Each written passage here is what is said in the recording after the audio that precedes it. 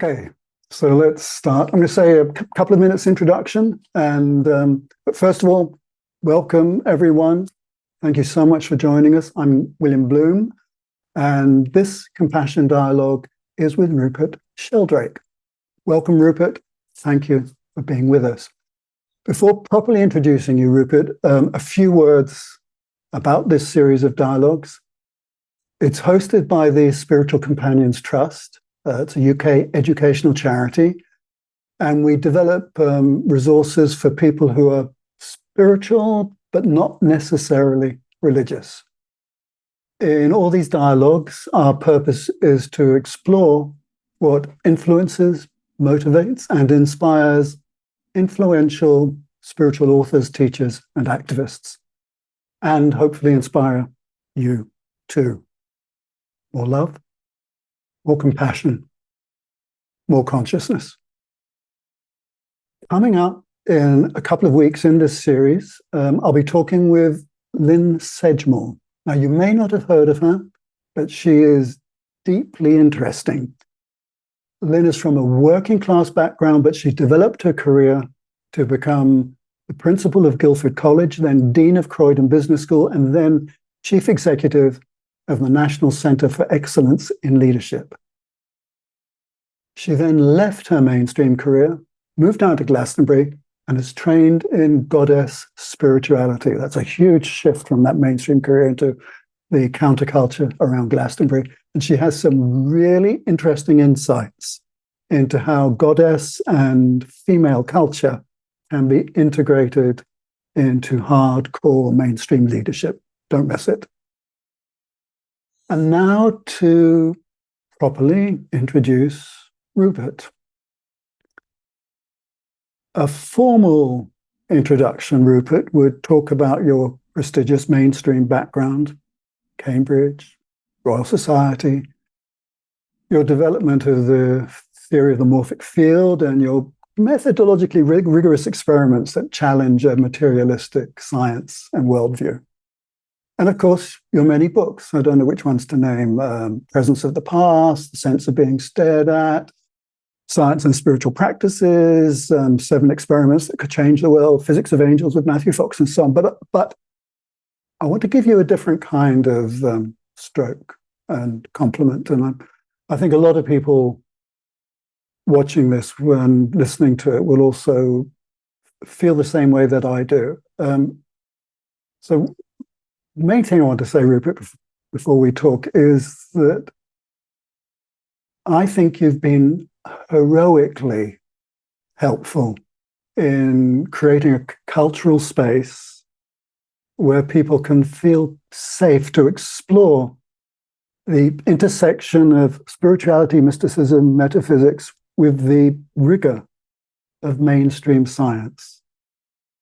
And in this role of creating this safe space between spirituality and science, you've had to endure a lot of unpleasant attacks. And for that, thank you. And thank you for being part of creating a space that's been very helpful for all of us.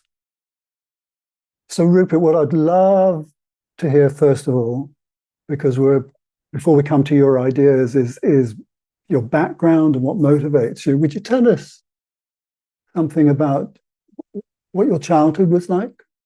Family, where you lived? All right. I was born near Trent in Nottinghamshire, which is a market town. My father was a herbalist and a pharmacist, and a quite prominent figure in public life. He was on the town council. He was chairman of the library committee, governor of the local grammar school, where he'd been to school himself, and ran the New York Music Club and so on. So he was very actively involved in public life. My mother was also involved in public life, and also helped my father with his business. Both of them were Methodists, and I came from on both sides of the family. My grandfather, my father's father, was the organist of the main Methodist church in New York. And then as a child, I learned music from an early age, 5, playing the piano. Learned the organ later when I was a teenager. But when I was quite young, I used to sit with my grandfather on the organ stool to turn the pages for him, which I very much enjoyed doing.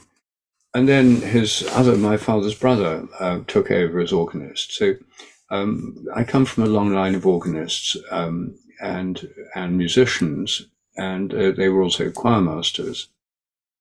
So I grew up in Newark, which I was born during the war. So in my early childhood, there was rationing until I was aged, 9?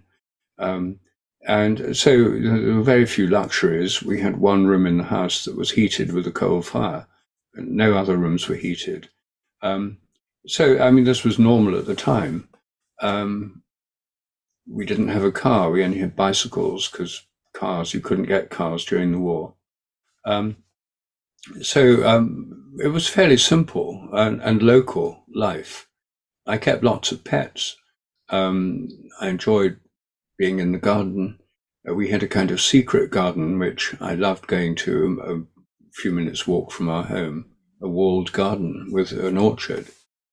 And I think, generally speaking, I had a happy childhood. I went to boarding school when I was 10, to a prep school in Nottinghamshire, and then to Worksop College, another boarding school in Nottinghamshire.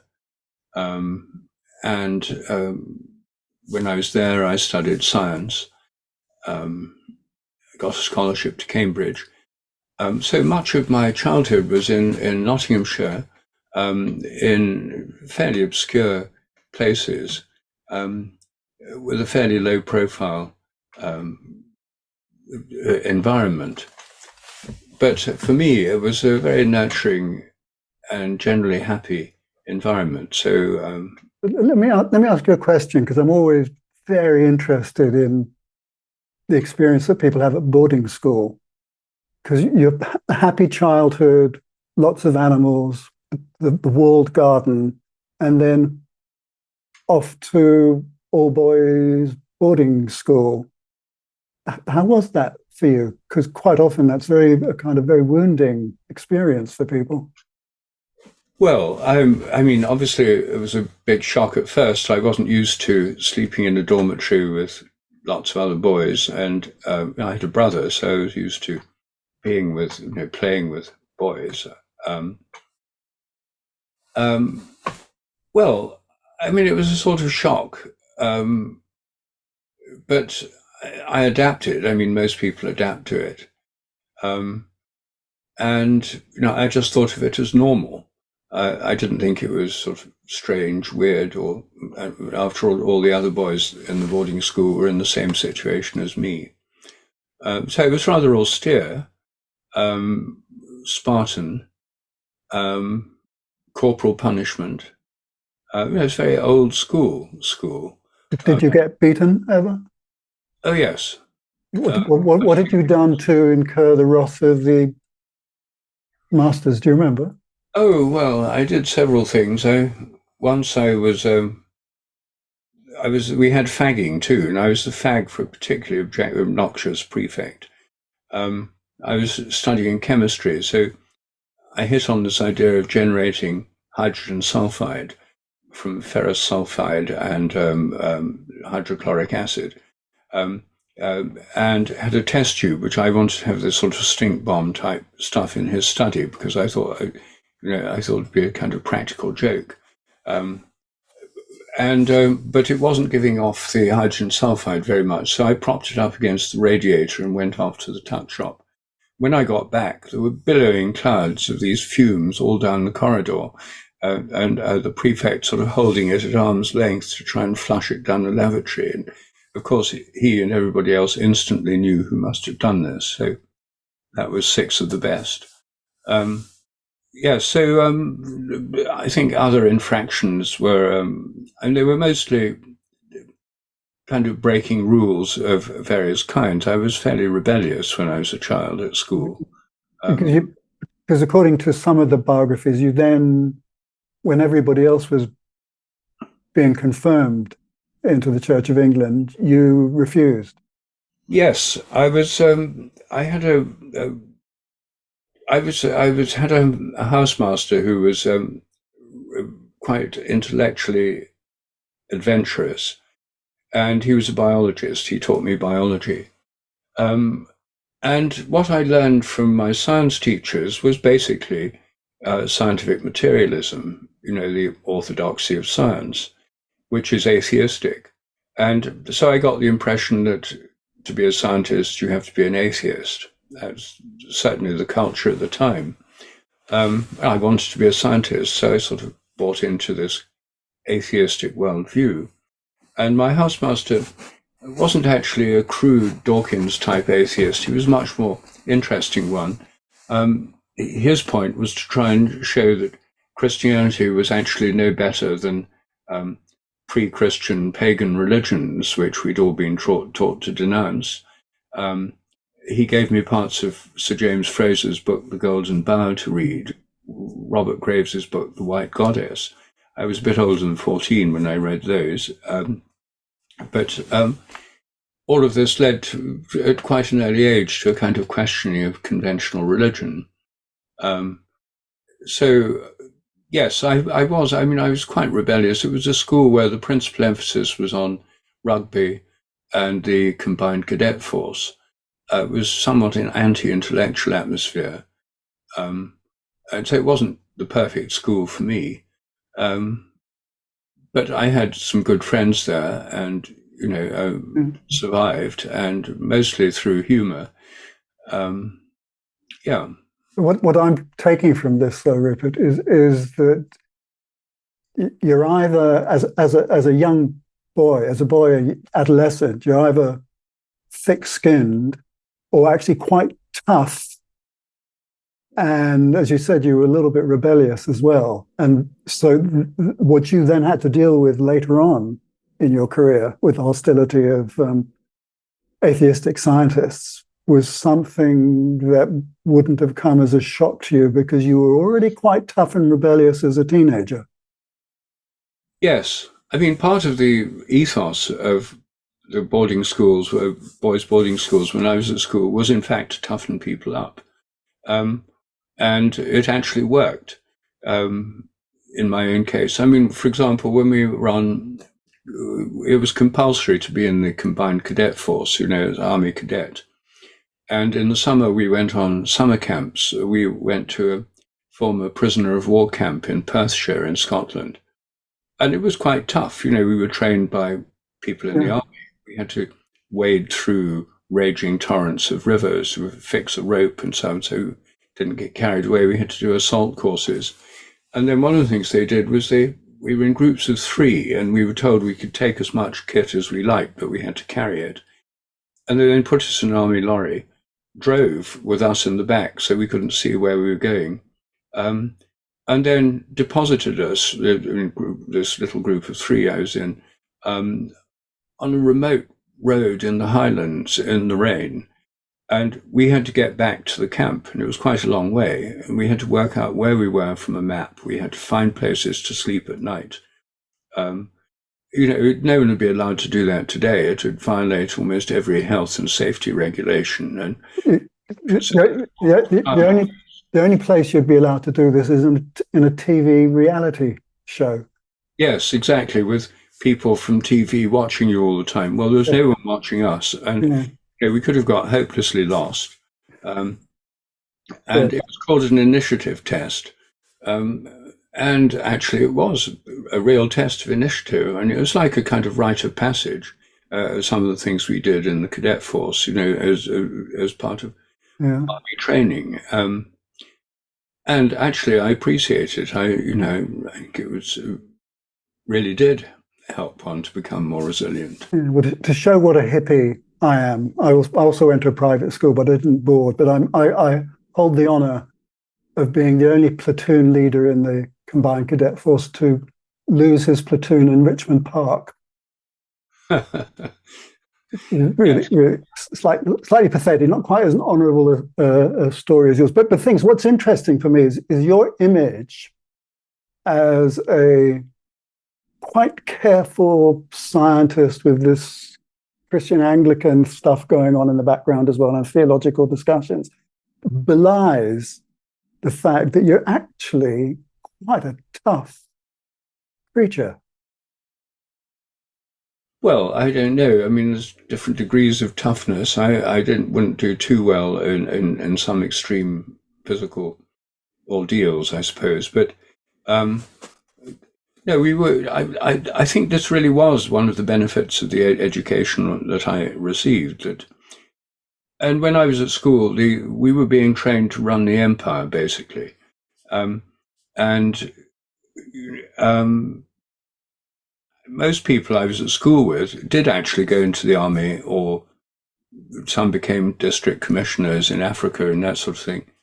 And I myself spent 7 years in India and a year in Malaysia. So actually, I was doing more or less what I was trained to do. I didn't think of it that way at the time, but in retrospect, I can see that I was trained up for, to be able to live in very unfamiliar surroundings in foreign countries. So listen, we'll come to this in a bit, because I think that gave you the strength to deal with the levels of hostility that you had to deal with. I mean, I had an office underneath John Maddox's office in near Fleet Street for a while. I know what a raging scientific journalist he was, and he was very, very hostile and aggressive to you at one point. But listen, let's fast forward. Let's go through past Cambridge, and you're in India, and there's that sense of adventure or duty or whatever it is that allowed you to, or guided you to be there for that length of time. Was it also there, because I know you spent some time with Bede Griffith, was it also in India that you started to return to, well, having refused confirmation, you're coming in a circle back to home in a way? What went on? Well, one reason I went to India was that I took up a job there. I was the principal plant physiologist at the International Crops Research Institute in Hyderabad. I started that job in 1974. But one reason I was very keen on India was that I traveled through India for several months in 1968, which was a very exciting year to be in India. On my way to Malaysia, where I had a Royal Society-sponsored time doing in the botany department of the University of Malaya, where I was studying rainforest ferns, tropical ferns. Anyway, on the way to the tropical ferns, I was traveling through India, and I had wonderful adventures in India. I absolutely loved the culture, was fascinated by it. And it made me realize that this atheistic philosophy, the mechanistic materialist philosophy, the atheist view, there's no such thing as any kind of spirit out there. It's all just in your brain. Your mind's nothing but the activity of your brain. It's all inside your head. Practically no one I met in India believed all that. And they had these wonderfully exotic forms of religion and ritual and temples and pilgrimages and sacred animals and holy trees and so on. I loved all that. I loved the sort of idea of the sacredness of life, holy animals and sacred groves and so forth. So let me come in there and ask you a very direct question, because this is what really intrigues me about you in a way, which is, having heard very carefully what you've just said, there's one way of looking at it is, you're a scientific observer watching culture around you, and there's such a wave of multi-dimensional spirituality that your brain is assessing all that intellectually and going, oh, there must be something there that makes sense. And or you're also having an experience. And it's I would love you to kind of unpack those two. Well, in 1968, on this first visit to India, which planted the seeds for going there again later, it was because of that I wanted to go back to India and have a job there, worked there and lived there. I'd been in Delhi. First place I arrived for just 2 or 3 days, and I was amazed by this vibrant culture. When I ran into the only person I actually knew in India, I didn't know he'd be in Delhi then.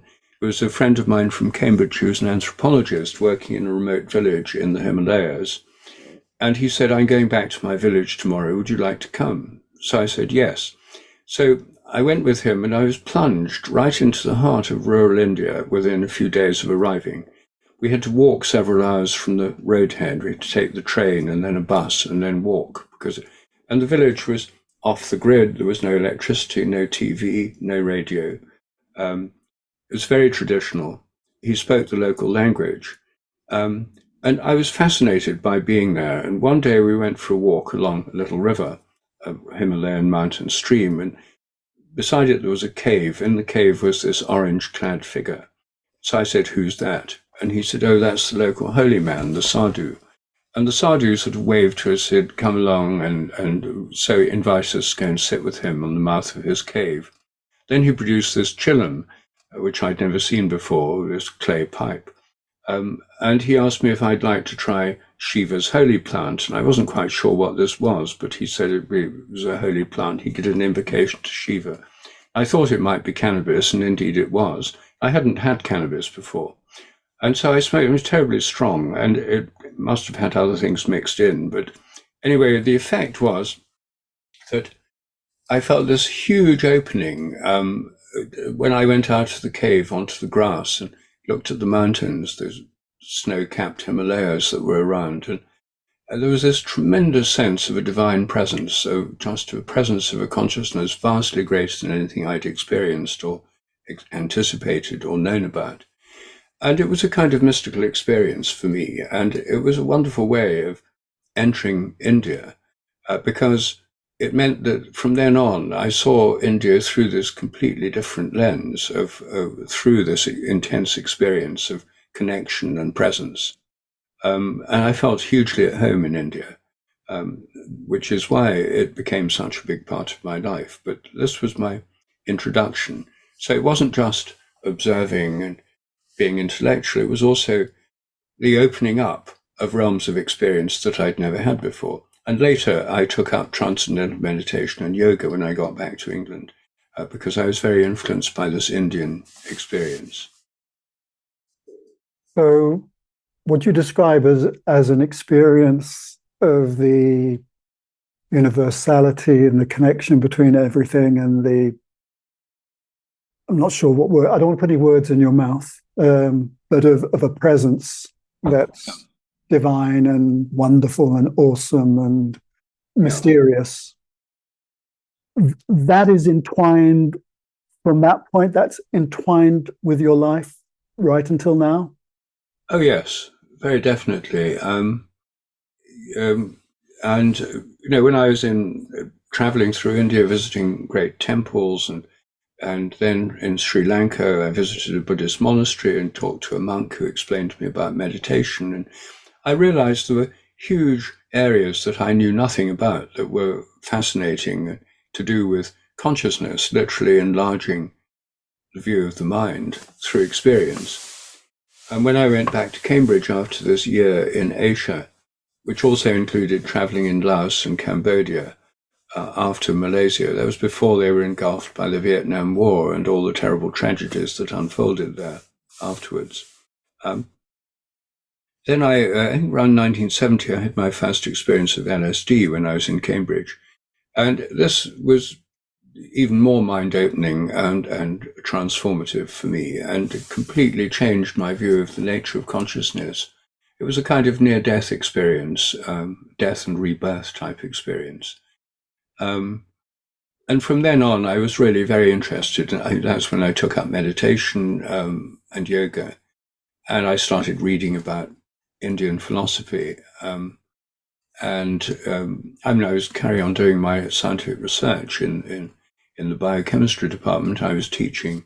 I was a fellow of Clare College. I was teaching cell biology and so on. All that continued. But it gave me this whole other set of interests. All right, so we now have this I'm going to sound quite crude. We now have this dual career then, don't we? Or this dual Rupert, one of which is the Clare College Don, and the other of which is the raving mystic, the the transcendentalist, the expanding consciousness, metaphysical creature. And that's an interesting polarity to hold in yourself. Well, I mean, I did try to apply this more holistic worldview that had come to me through these experiences to science itself. And in fact, even when I was an undergraduate, I thought that the mechanistic materialist view was very limited. I mean, I did biology because I loved plants and animals, kept all these pets as a child. My father taught me about plants. I had a collection of pressed plants. I knew about wildflowers and so on, and herbs. But when I was studying biology at Cambridge, and indeed at school, the first thing we did with the organisms we were studying was to kill them. And so then it was all about working out the mechanisms by which they live, the molecular mechanisms and so forth, molecular biology. And I found that much too limited. I was studying life because I was interested in the nature of life. I kept homing pigeons as a child. I wanted to know how pigeons home. No one knows even today. But those were the kinds of questions I was interested in. And so I found mechanistic biology I was studying and then doing research in rather unsatisfying. So I was exploring ways of interpreting life scientifically, but in a more holistic manner. So I was reading Goethe to start with, and on his work on plants and on theories of color. And then history and philosophy of science. I spent a year at Harvard doing history and philosophy of science because I wanted to get a bigger picture. And then I got interested in my work on plant development at Cambridge had a kind of holistic element. I discovered that the main hormone of plants, auxin, AUXIN, indole acetic acid, it's quite closely related to tryptophan, the amino acid, and tryptamine and 5-hydroxytryptamine or serotonin. I discovered that the main plant hormone that gives more life and growth is actually made by dying cells, released as they break down. And that was quite a major discovery. And in fact, my latest paper on the subject was published only 2 years ago in the Journal of Experimental Botany. So it's an area that I kept an interest in. This was still within the framework of mechanistic biology, but had the idea of death and life being so intertwined within organisms was, for me, a fascinating idea. And then as I thought more about the nature of development of form in plants, I got interested in morphogenetic fields, form-shaping fields. Then I tried to understand how they're inherited, and that's when I came up with the idea of morphic resonance. That was in 1973, so it's exactly 50 years ago. And so my scientific thinking when I was at Cambridge was definitely bursting out of the more conventional attitudes in the biochemistry department. Because of the Cambridge College system, my colleagues in Clare, where I lived in college because I was a bachelor, ate on high table most nights. I had plenty of chance to talk to philosophers and historians about these ideas, and they really helped in getting a broader perspective. So it wasn't completely separate compartments, sort of narrow mechanistic biology and spiritual interest in the other. There was a whole area between of trying to explore more holistic ways of understanding life and mind. So let me ask another question then, which is to do with how you experience meditation. I've been practicing and teaching meditation for almost 50 years. And one of the things I know is that people have different ways, have different types of experience in meditation. They have different sensitivities, their consciousness works in different ways.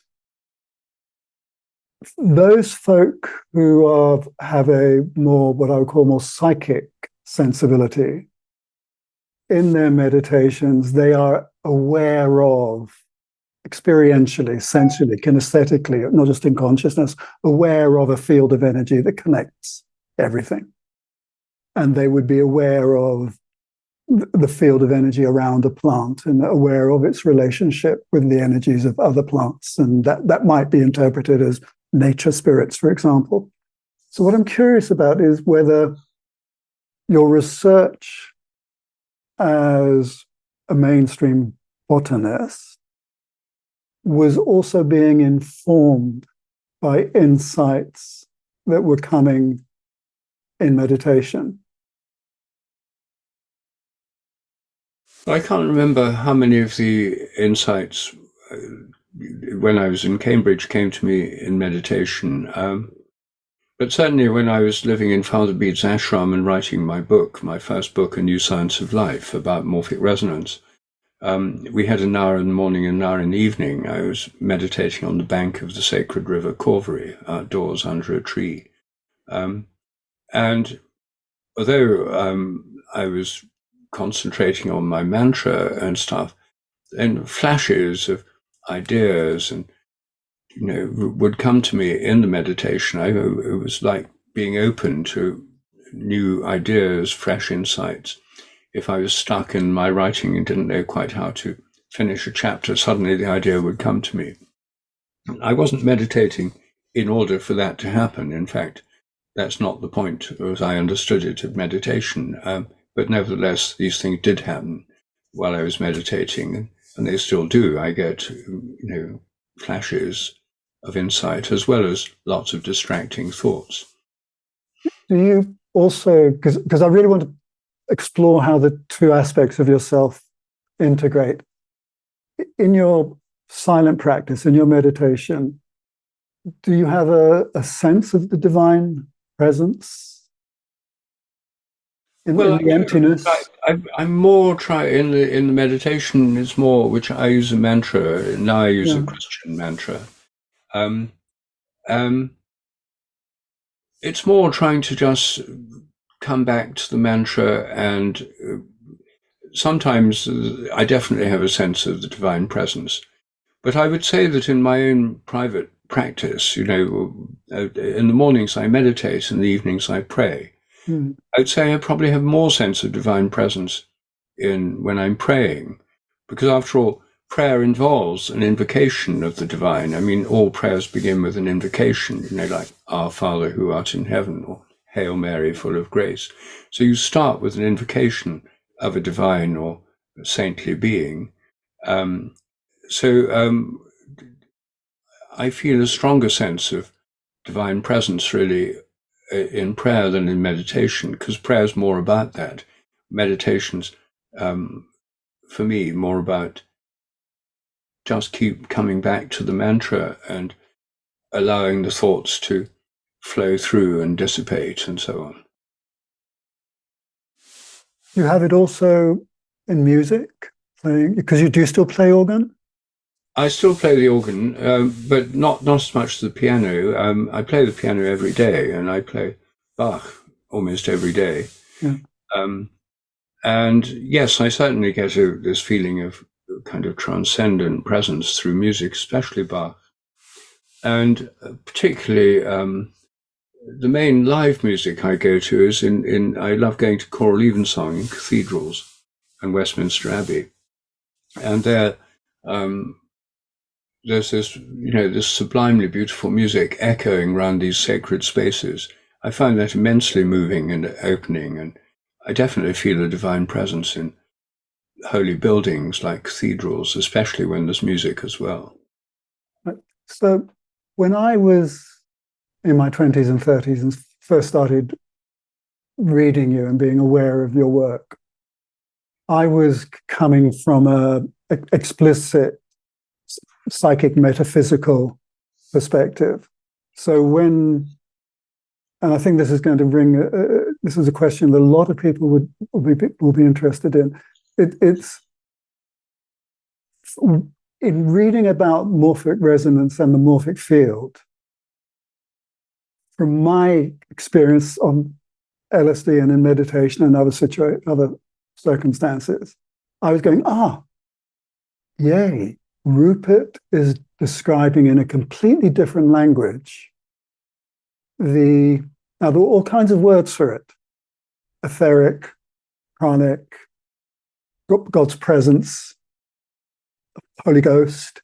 That you were actually describing the fact that space is not empty, but is in actual fact an ocean of consciousness, energy. It's a mystery. We don't quite have the language or the kit. Definitely don't have the kit to calculate what it's made up of. But that's how I was reading everything you were writing at the time. And I had lots of friends also going, "Oh, have you seen this scientist over here? He's talking about all the stuff we have our experiences with." And were you having those conversations with people who were already in the kind of metaphysical, psychic, spiritual world? Oh, yes. I mean, after all, I was living in India for after when I resigned my fellowship at Clare College, Cambridge, and took up this job in an agricultural institute in India. I was immersed in Indian culture. I used to go to discourses by gurus. I used to discuss with Hindu friends, their philosophy. I met sort of Hindu sages who would talked about the Upanishads. I had a Sufi master in Hyderabad as well, who I was close to. I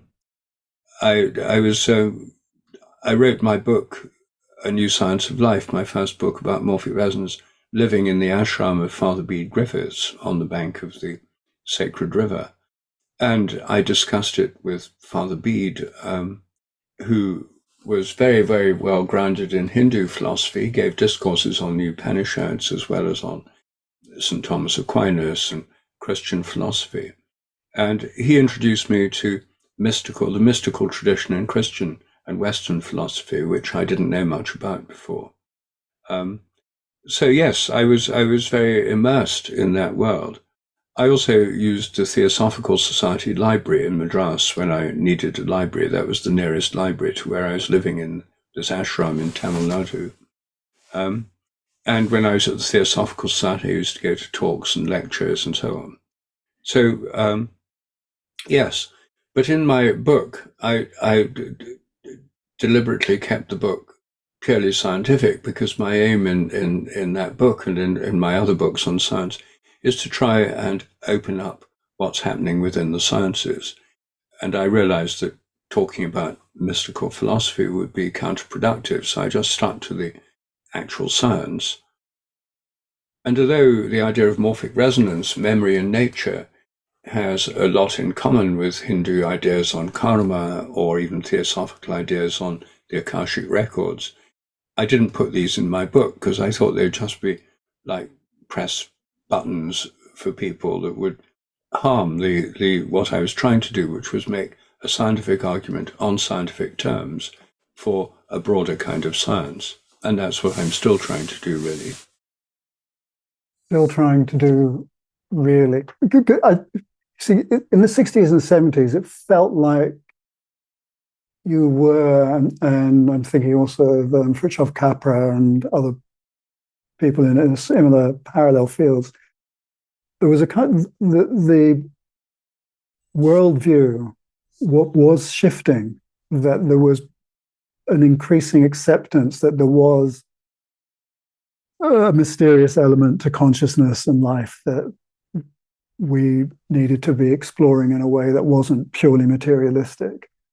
And then in the 80s, especially in The Guardian and the BBC, the Bad Science Brigade took off, targeting folk like you and targeting anybody who was making any proposition that couldn't be scientifically justified. So 50 years on, Rupert, looking back, how do you feel it's all gone?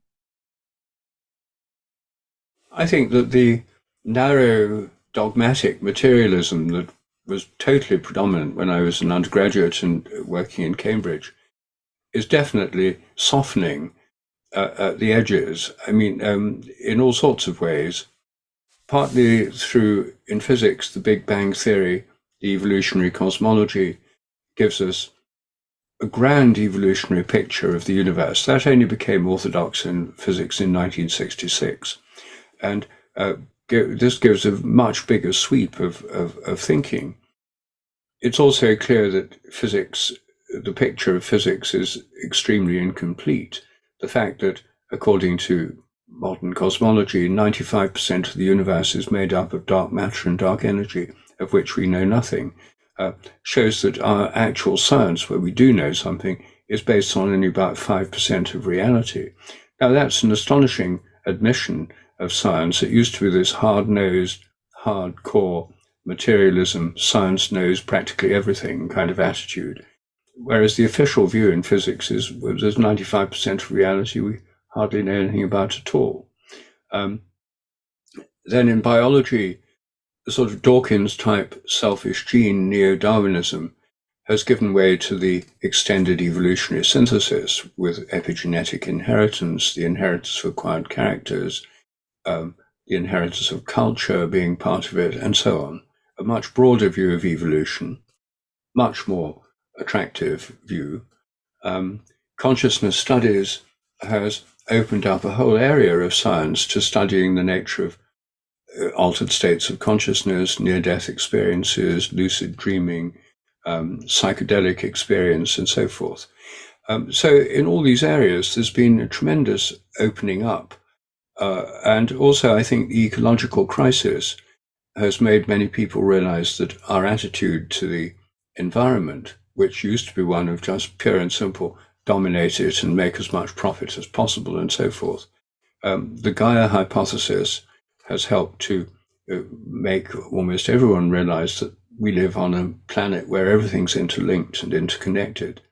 So all of these things have led to a much more holistic kind of science. But within institutional science, the mechanistic orthodoxy is still the dominant one. And it may go on for quite a long time, not because everyone believes in it, but because that's the way you get a job and the way you get a grant. In my experience, the number of scientists who actually believe in mechanistic materialism of the kind of Dawkins type is a small minority, but they're very vociferous. Lots of scientists are longing for the day when they'll be more open to things that are spiritual with a more holistic approach, and when it's possible to do research in a broader way. So I think things have changed quite a lot. Organizations like the Scientific and Medical Network and the Institute of Noetic Sciences have helped to bring together people within the sciences and within the medical world who are working towards change. So it's no longer just a few isolated individuals. It's become more of a coordinated movement. But in relation to shifting the paradigm substantially, will it ever be able to shift unless there's some kit that can actually measure subtle energies and consciousness? Because that's the foundation of the materialistic science, isn't it? You require some kit that can measure. Well, yes. I mean, I'm not against measurement. I do research on telepathy, for example, telephone telepathy, and it's measurable. You know, how I do my experiments is that people who say they're telepathic name 4 people they might be telepathic with. They sit by a landline phone being filmed with no caller ID. We pick one of the 4 callers at random, ring them up and ask them to call the subject. So when the phone rings, they know it's one of these 4 people, but they can't know in any normal way which one, because they're picked at random. So before they answer the phone, they have to say who it is. I think it's Jill. Hello, Jill. They're right or they're wrong. And they have a 1 in 4 chance of being right by pure guessing. In fact, in these experiments, the hit rate's about 45%, which with hundreds of trials is very, very significantly, statistically significantly more than chance. So here's something, telepathy, which a lot of so-called skeptics dismiss as nonsense. But it really happens, and you can actually show it happens with statistical experiments. I spend much of my time doing this kind of research. So it is measurable. And morphic resonance is measurable. There's a student at the moment working on morphic resonance. Says that if lots of people have learned something, it gets easier to learn. So every single day there's a kind of morphic resonance experiment going on with Wordle, a 5-letter word puzzle that's published every morning by the New York Times. All day long people are doing it.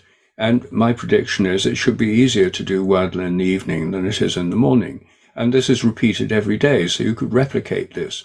So unfortunately, the New York Times, terrible spoil sports, when I asked them to see the data to test this, they just said no, and they didn't want to look at it themselves either. So I suppose they just prefer a quiet life.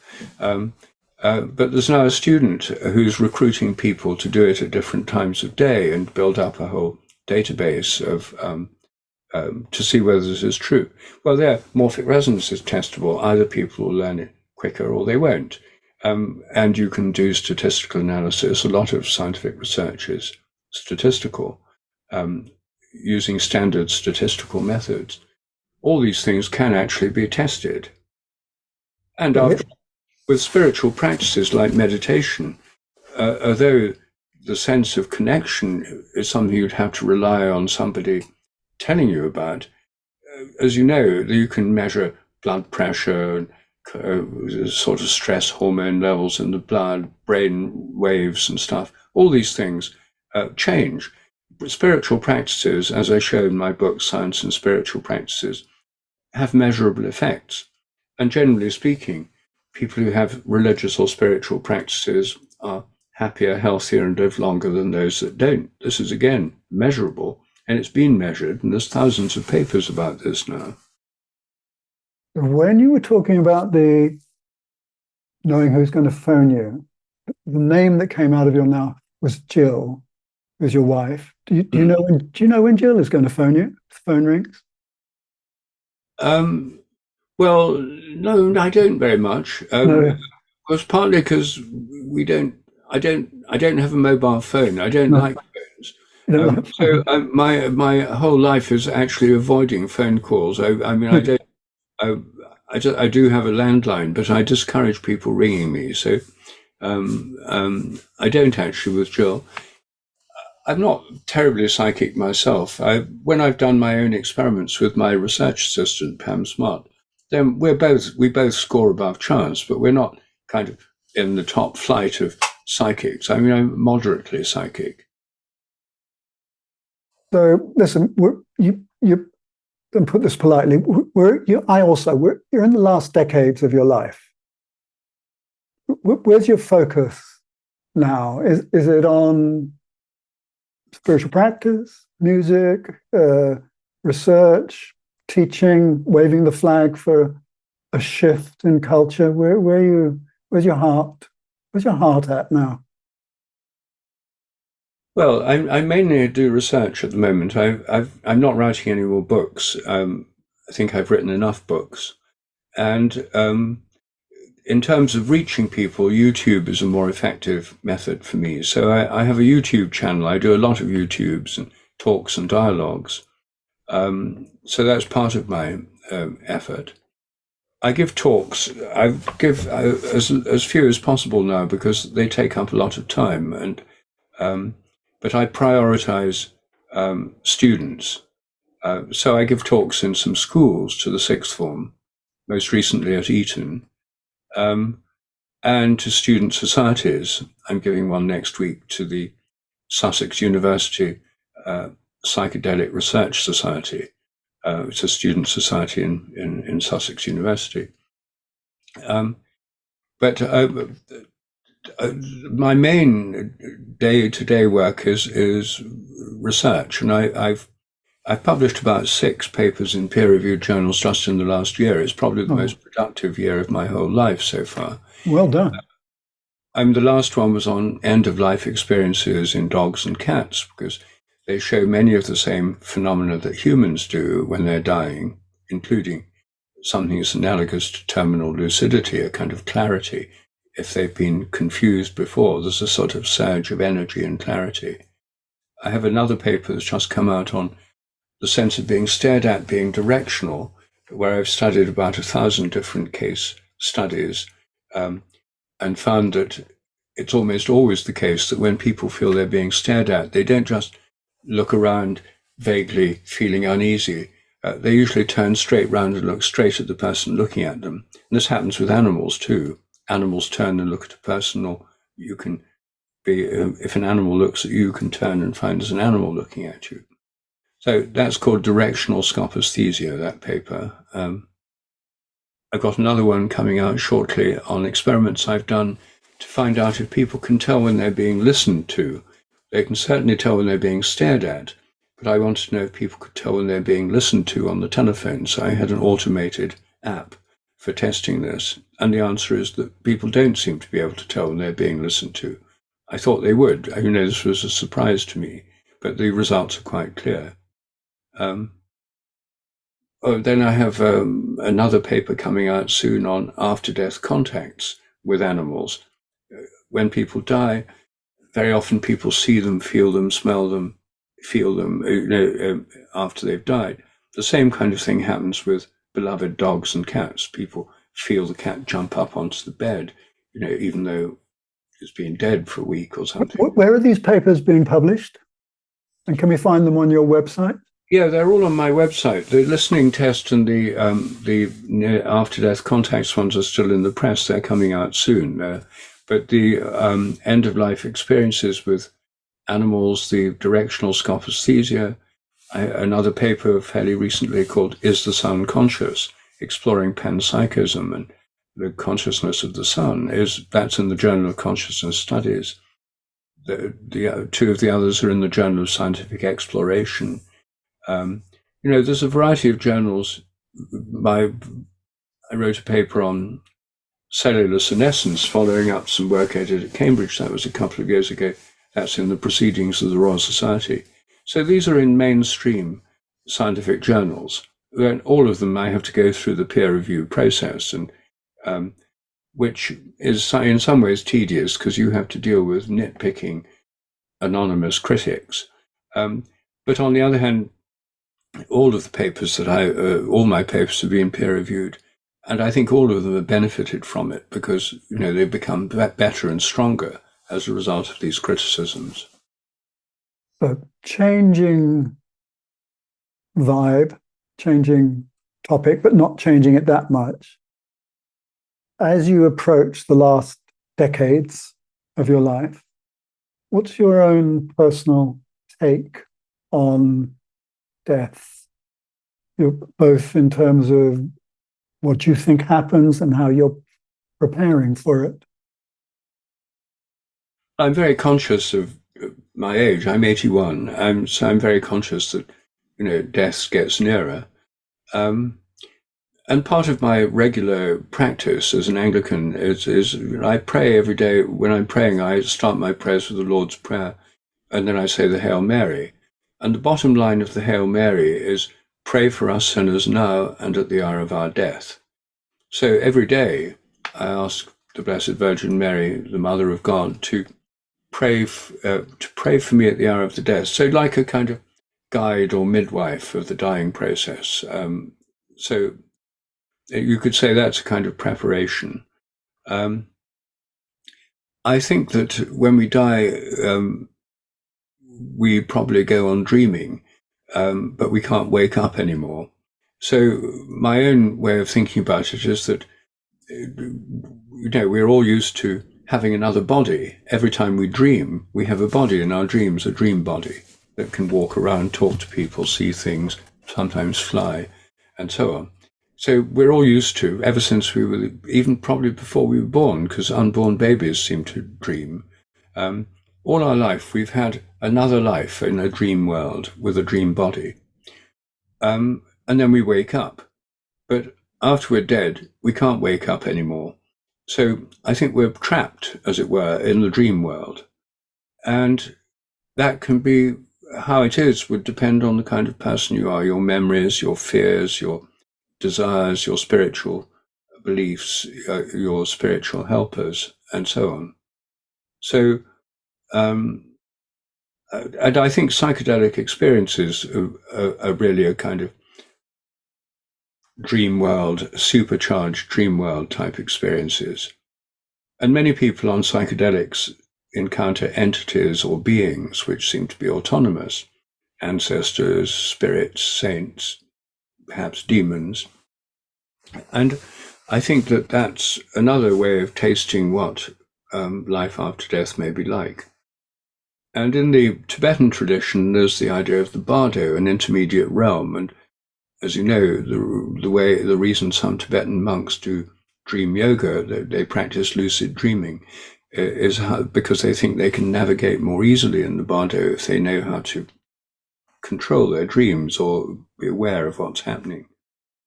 I don't practice lucid dreaming myself, but the traditional Christian view in the Roman Catholic tradition is that we enter an intermediate zone, purgatory, where there's continued development.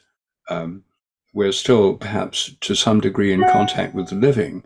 It's on November the 2nd this week. It's All Souls Day, the Day of the Dead, and it's a really big deal in Mexico, and that's all about this connection with the dead.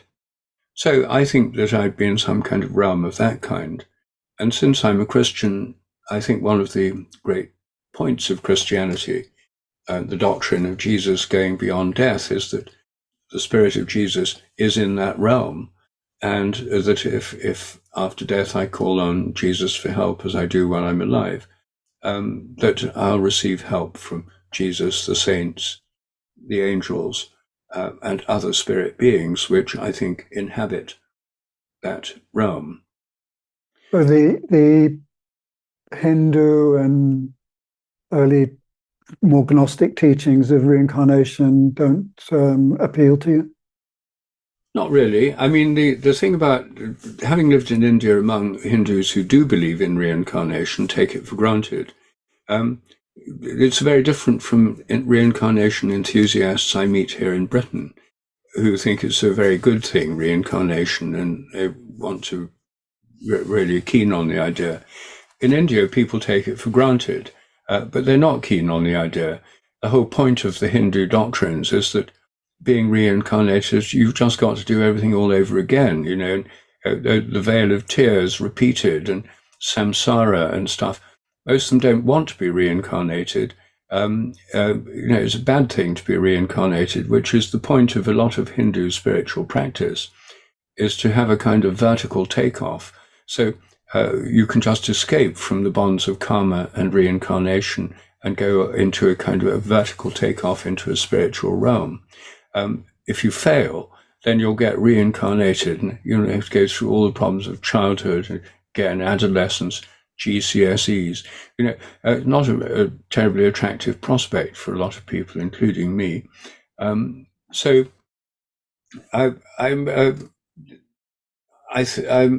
think that I don't take literally. I think some people, like children studied by Ian Stevenson, there are some cases where people do remember previous lives in a way that shows there really are memories that are transferred. Whether or not that means they're reincarnated is another question. I think we're all inheriting memories from lots of people in the past, a collective memory. It's part of my morphic resonance theory. We may occasionally get particular memories from a particular person and get more from and memories from a particular person in the past. Doesn't necessarily prove we were that person. It may just prove that we have privileged access to their memories. But I myself don't think that I'll be, and I don't hope that I'll be reincarnated either. No, I hear that.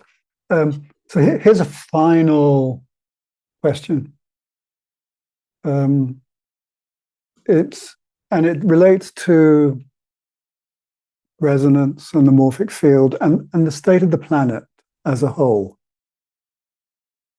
Do you have a intuition, a feeling, a sense, an insight, of thoughts about the morphic field of humanity as a whole, and whether are you hopeful, not hopeful, realistic, philosophical, where This is you. What's the state of the world, Rupert?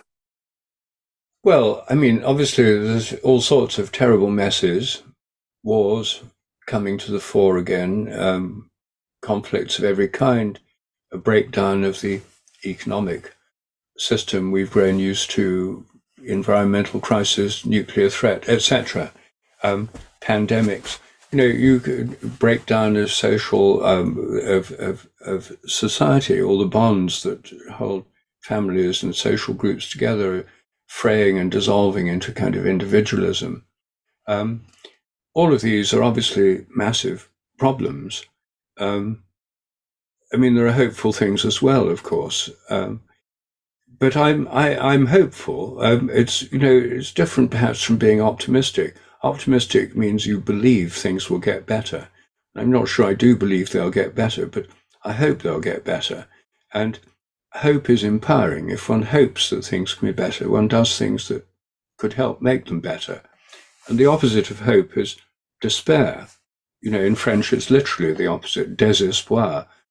Unhope is despair. Um, and despair is disempowering. People who are depressed who can't get on with anything much, and people who despair don't do anything, whereas hope is empowering. And so I think it's important to be hopeful, even if things seem pretty grim.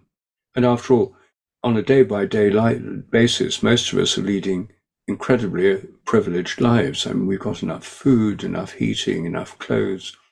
We've got amazing health services, modern dentistry, um, countryside we can walk in without fear.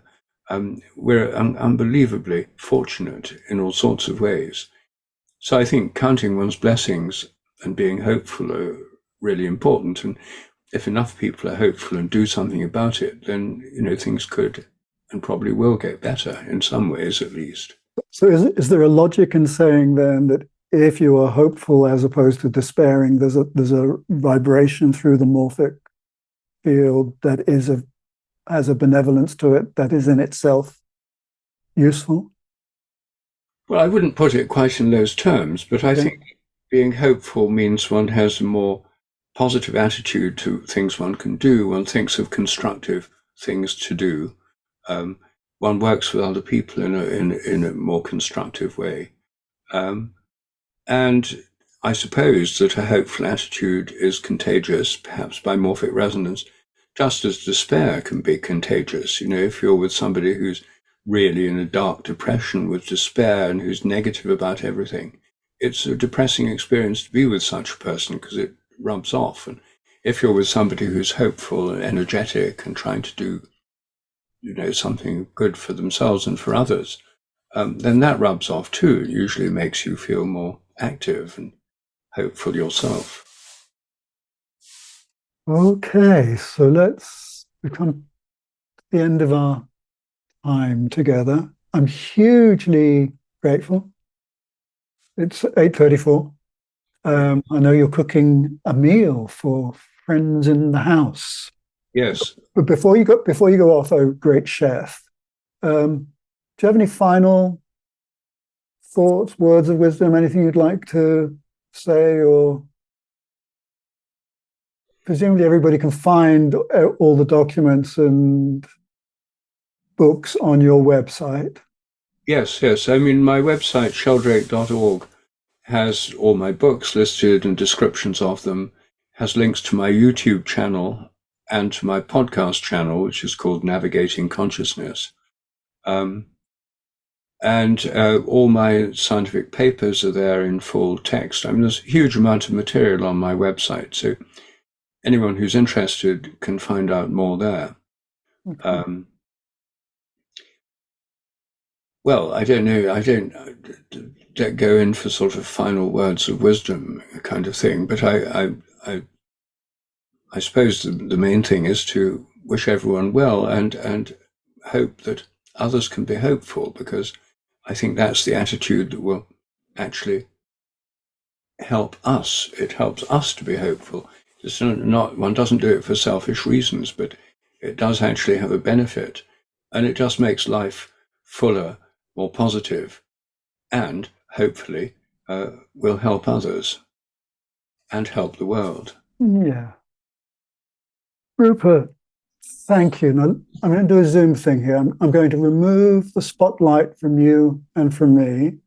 And if we go into gallery, then everybody can do a kind of a wave of gratitude. And Rupert, thank you so much. Thank you so much. Lots of love to you, and thank you for the blessings of the conversation and your words. Thank you so much, everybody. And thank you, everybody. Lots of love to you all. Be well. Blessings. Bye.